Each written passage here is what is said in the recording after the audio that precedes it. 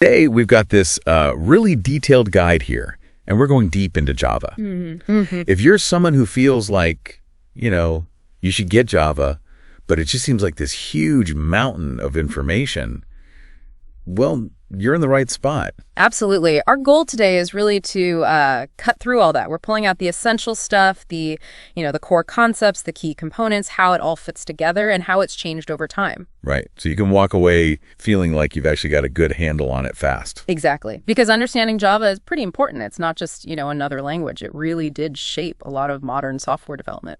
Definitely.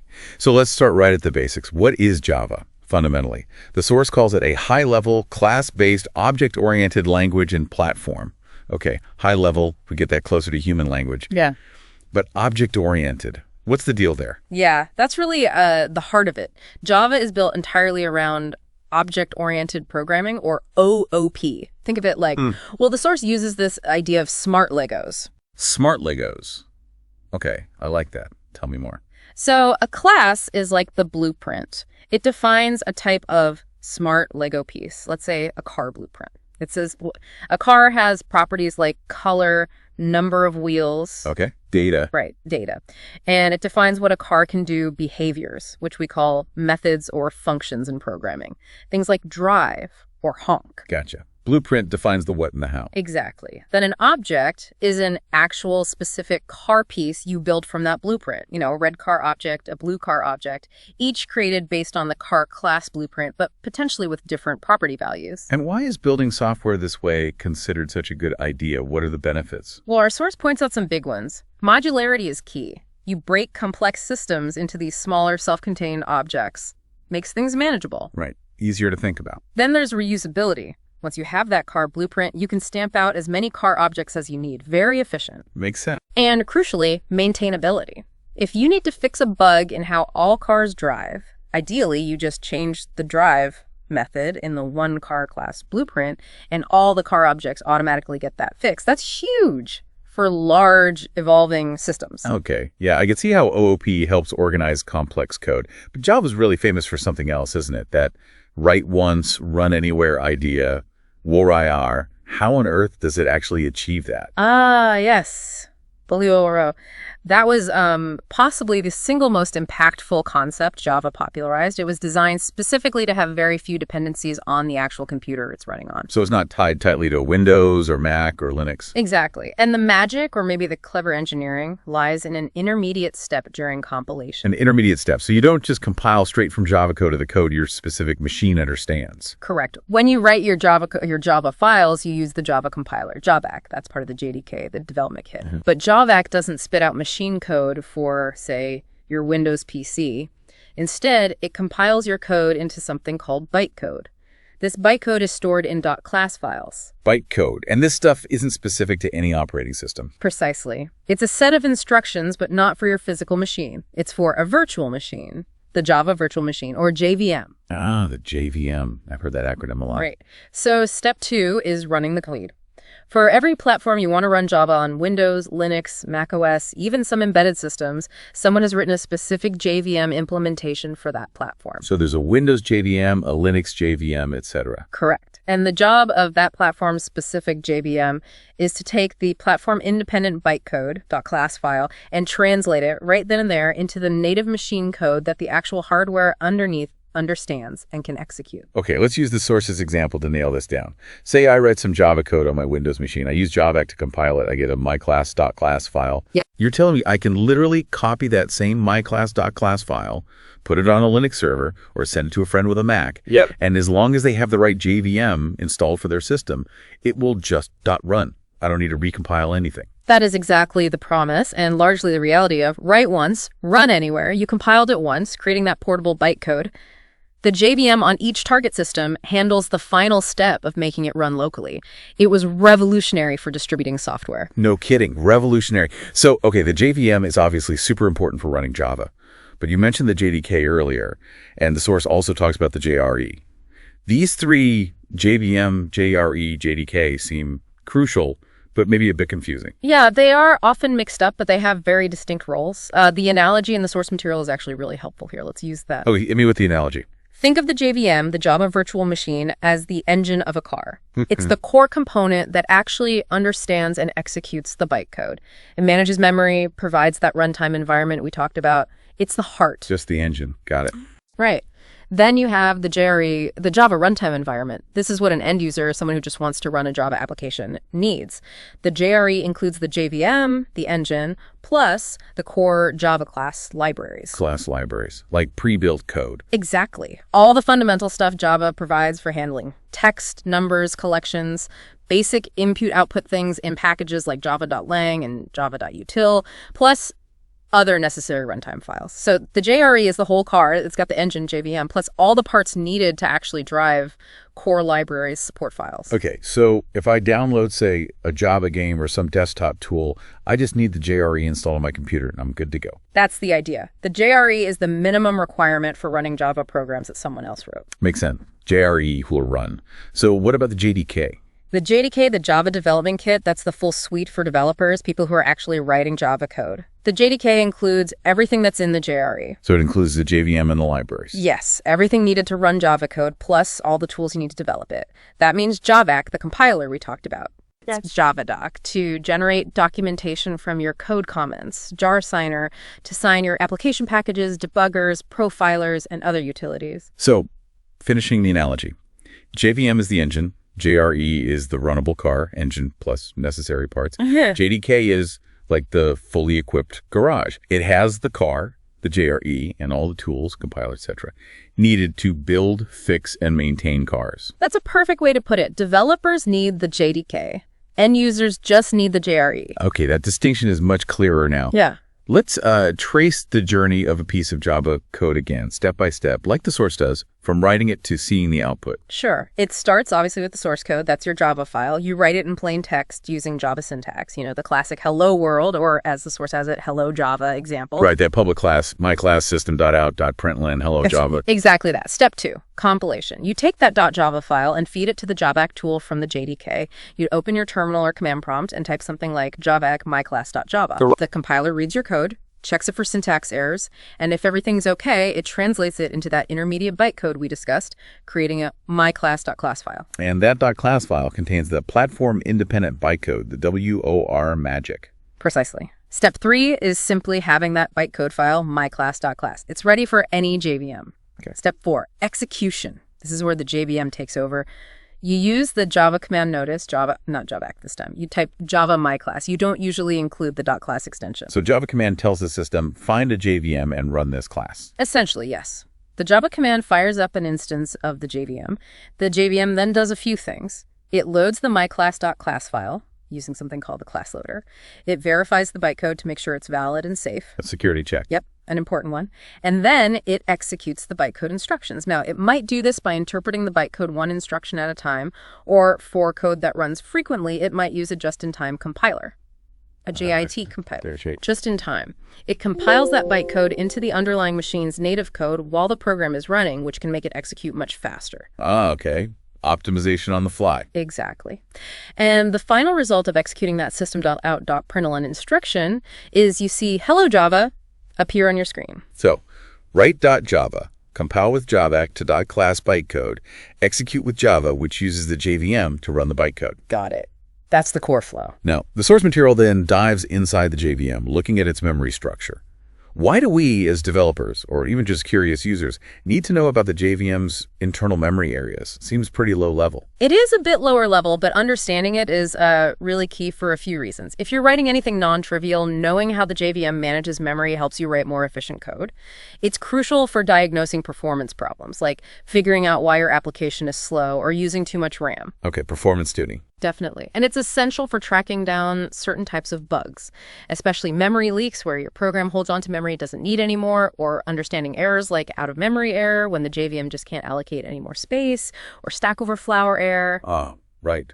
Those sound like things you'd want to avoid or fix. Yeah. So what are these main memory areas the JVM uses? Okay, so the JVM organizes its memory into several key parts.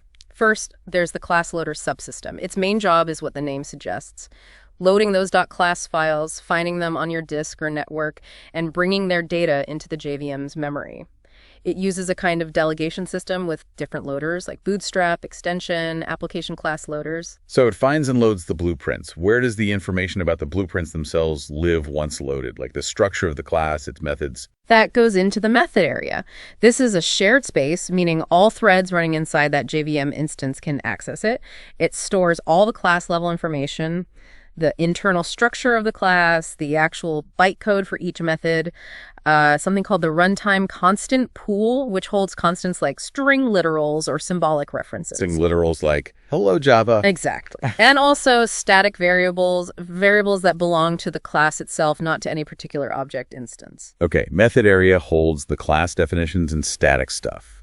Shared by everyone. Where do the actual objects, the instances of classes live? They live in the heap. The heap is the main runtime data area where memory gets allocated for all class instances, the objects you create with new, and their instance variables, the data specific to each object. Like the method area, the heap is also shared by all threads. So if multiple threads need to access the same object, they look for it on the heap. Correct. And the heap is famously managed by the garbage collector, or GC. The GC, the thing that cleans up memory automatically. That's the one. Its job is to automatically find objects on the heap that are no longer being used by the application objects that are unreachable and reclaim the memory they occupy so it can be reused. It saves developers from having to manually free memory, which is a common source of errors in languages like C++er. That sounds incredibly useful. It is, though understanding how the GC works, at least roughly, is important for performance. The source notes the heap is often divided logically into generations, like young generation and old generation, to help the GC work more efficiently by making assumptions about object lifetimes. Oh, and one detail. That string constant pool we mentioned. While conceptually tied to class data, in many modern JVMs, it's actually physically located on the heap. Interesting detail. Okay, so method area for class static data, heap for objects, and instance data, both shared. What about things specific to a single thread's execution, like when it calls a method? Right. For that, each thread gets its own private stack. Think of it like a stack of plates. When a thread calls a method, a new frame is created and pushed onto the top of that thread's stack. A frame for each method call. Yes, and that stack frame holds everything needed just for that one method invocation.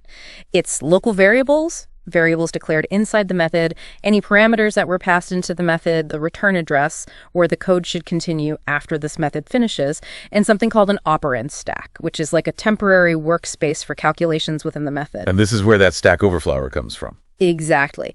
If a method calls another method, which calls another, and so on, especially with a recursion that doesn't stop you keep pushing new frames onto the stack, if it gets too deep and runs out of space allocated for that thread stack, boom, Stack Overflower. Stacks operate last in, first out, LFO. The last frame pushed is the first one popped when a method returns. LFO, got it. That makes sense. There are a couple of other areas mentioned, PC register and native method stack. Right. The PC register, or program counter, is also private to each thread. It's very simple. It just holds the memory address of the next JVM bytecode instruction that thread is about to execute. It basically tells the thread where it is in the code. If the thread is executing native code instead of Java bytecode, the PC register might hold a special value indicating that. Like a bookmark for each thread. Pretty much, yeah. And finally, the native method stack. This is used to support calls to native methods written in other languages, typically C or C++A, that are linked into the Java application.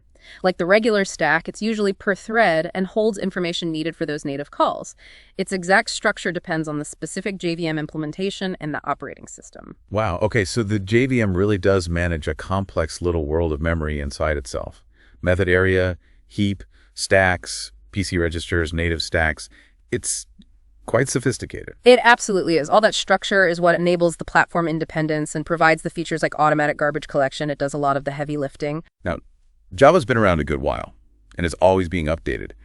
The source talks about JDK versions, the release cycle. How does that work nowadays? It feels like new versions come out pretty fast. They do. Starting around Java 9, they switched to a time-based release model. There's a new major feature release scheduled every 6 months, usually landing in March and September. Every 6 months? Wow. Are those the versions people should be using in production systems? Generally, no. The trade-off for that faster feature delivery is that these 6-month releases have a relatively short support lifespan. Typically, they're only supported with updates for about 6 months until the next feature release comes out. Okay, so they're more for trying out new features. Exactly. Or for developers who want to stay on the absolute cutting edge. For production environments where stability and long-term maintenance are key, the recommendation is almost always to stick with a long-term support, or LTS version. LTS, how often do those come out? A new LTS version is designated every 3 years currently. So we had Java 8, then 11, then 17, then 21. These LTS releases get updates, security patches, bug fixes for a much longer period, often many years. Right, that makes sense for businesses running critical applications. They need that stability. Definitely. Predictability and a long support window are crucial there. So the source gives a snapshot based on mid-2025. What's the landscape look like then? According to that snapshot, Java 22 would have been the most recent feature release, having come out in March 2024. As a non-LTS, its official support would be ending around September 2024. Right, when Java 23 is expected. Exactly. And following the 3-year LTS pattern, 11, 17, 21, Java 23, expected in September 2025, is anticipated to be the next designated LTS release. Okay, so 23 is the next big one for long-term use. What about the current LTS versions people might still be using or choosing from now? Well, the source lists the key ones with their Oracle support dates. Keep in mind other vendors might have slightly different timelines. Java 8, way back from 2014, is still getting extended support until December 2030, which is kind of amazing. Still kicking. Yeah. Java 11 from SEP 2018 has extended support through September 2026. Java 17, SEP 2021, is supported until September 2029. And Java 21, SEP 2023, is the current primary LTS recommendation with extended support planned out to September 2031. It gives a really clear picture. 8, 11, 17, 21 are the recent LTS milestones, with 23 on the horizon. And yeah, good point that the vendor matters. Oracle adopting Azul, Amazon Corretto, etc., might have different support policies. Absolutely. So the general advice is, for new projects needing stability, target the latest LTS, which is currently Java 21. Use the 6-month releases like 22 if you specifically need a brand new feature or just want to experiment, but probably not for deploying critical apps. And sometimes you might stick with an older LTS like 17 or 11 due to existing infrastructure or library compatibility. Makes sense. And speaking of new features, the source did highlight a few interesting things in the recent versions, 21 and 22. What were some of the standouts? Java 21, being an LTS, landed some pretty major features that had been previewed before. Virtual threads is probably the biggest headline. Virtual threads, what are those? They're extremely lightweight threads managed by the JVM itself, not directly by the operating system. The idea is you can have potentially millions of them without the heavy resource cost of traditional OS threads. It makes writing highly concurrent, scalable applications, especially those doing lots of network I/O, much, much simpler. So better performance for things like web servers or microservices without super complex code. That's the promise, yeah. It's a big deal for concurrency. Java 21 also finalized some pattern matching enhancements. Record patterns let you easily pull data out of record objects. Records are those simple data carrier classes, right? Yes, exactly. And pattern matching for switch allows you to use type checks and record patterns directly inside switch statements and expressions, making code that used to need lots of if-else, if checks much cleaner and safer. Nice. Cleaner code is always good. For sure. And it also introduced sequenced collections, new interfaces that provide a standard way to deal with collections that have a defined order, like getting the first or last element or iterating in reverse. Okay, standardizing common operations. What about Java 22, the non-LTS one? Anything notable there? Yeah, a few things were finalized or introduced. Stream gatherers offer a more powerful way to create custom intermediate operations when you're working with Java streams. There was a small but sometimes useful change allowing statements before super, in constructors in certain cases, offering a bit more flexibility. And for learning or simple scripts, they added implicitly declared classes and instance main methods, which basically reduces some of the boilerplate code needed for very simple programs. So Java is definitely not standing still. It's adding modern features, addressing developer pain points. Absolutely. It continues to evolve quite actively. Okay, so as we wrap up this part of the dive, the source guide points towards where someone might go next if they want to build on these fundamentals. Right. Once you have this core understanding of the platform, the JVM, and the basic process, the logical next steps are to really dig into the language itself, like mastering the different data types, integers, floats, booleans, characters, how variables work, the various operators, plus a little, etc. Then control flow statements, ifalse, switch, for loops, while loops. The basic building blocks of any program. Exactly. Then really diving deep into those object-oriented programming concepts we touched on. Inheritance, polymorphism, encapsulation, abstraction, understanding how they work in Java specifically. Go. Exception handling is crucial for writing robust code that can handle errors gracefully. The collections framework, learning about lists, sets, maps, queues, and how to use them effectively. Multi-threading, going beyond just knowing it exists to actually writing safe and efficient concurrent code, maybe even using those new virtual threads. That sounds like a solid list. And finally, for those really interested in performance or stability, digging into JVM tuning parameters and understanding garbage collection behavior in more detail. That provides a clear roadmap for continued learning. Yeah, each of those builds naturally on the foundation. Well, this has been a fantastic journey through the core of Java. Using our source material as a guide, we've covered quite a bit. The essence of Java, its object-oriented nature, the revolutionary write once, run anywhere principle. Thanks to bytecode and the crucial role of the JVM, we also clarified the differences between the JVM, the engine, the JRE, what you need to run Java, and the JDK, what you need to develop Java. Right, and we traced the path from Java source code through the Java add compiler to .class bytecode, and finally execution by the Java command and the JVM. We even peeked under the hood at the JVM's memory structure, the method area, the heap, the stacks, and why understanding that matters for performance and debugging. And we looked at Java's evolution, the rapid release cycle versus the stable LTS versions, and highlighted some key recent additions like virtual threads. It really underscores how Java is both foundational and continuously adapting. So to leave you with something to think about, building on what we've discussed, considering Java's core design, that separation between the platform-independent bytecode and the platform-specific JVM, how does that fundamental architecture influence how you might think about designing software today, especially if your goal is broad compatibility across very different types of devices, maybe even devices that don't exist yet? What possibilities does that model open up, and what are its inherent trade-offs compared to, say, compiling directly to native code for each platform? That's a great question to ponder. Thanks for joining us on this deep dive into the world of Java. We really hope this gives you a much clearer understanding and a solid foundation for whatever you do next with this powerful technology.